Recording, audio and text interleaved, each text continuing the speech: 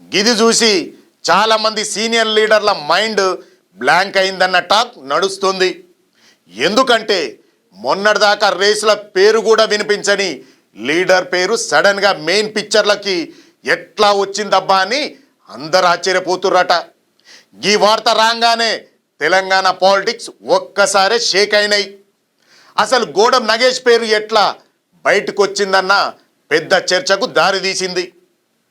తెలంగాణ బీజేపీలో ఉన్న ముఖ్య నేతల నడుమ ఈ మంత్రి పదవి కోసం ఎవరికి వాళ్ళు పట్టుబడుతున్న టైంలో అధిష్టానానికి ఒకటే ఆలోచన వచ్చిందంట. ఎవరికి పదవి ఇచ్చినా ఇంకొకరు అలుగుతారు. ఈ లొల్లి ఎందుకని గ్రూపు రాజకీయాలకు దూరంగా ఉండే విధంగా వివాద రహితుడు కోసం వెతుకులాట మొదలుపెట్టిండ్రు. ఎప్పుడు ఏ వివాదం లేకుండా తన పనేందో తాను చేసుకుంటూ సైలెంట్గా ఉండే ఆదిలాబాద్ ఎంపీ గోడం నగేష్ వైపు బీజేపీ పెద్దల చూపు పడ్డది. ఆయనకైతే ఏ వర్గంతోని కానీ ఏ గ్రూపుతోని కానీ గొడవలు లేవు.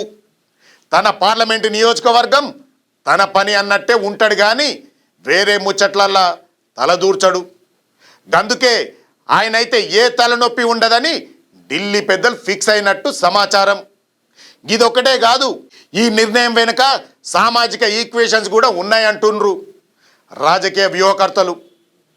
వాళ్ళ ప్రకారం ఇప్పటికే కేబినెట్ల బీసీ మున్నూరు కాపు వర్గానికి చెందిన బండి సంజయ్కు ఛాన్స్ ఇచ్చిండ్రు.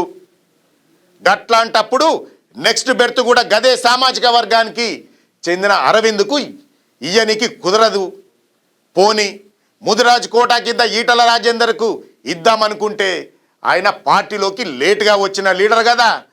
గిట్లా ఆయనకు పీట వేస్తే ఏండ్ల సంధి పార్టీ జెండా మోస్తున్న పాత కాషాయ కేడర్ ఊరుకోదు.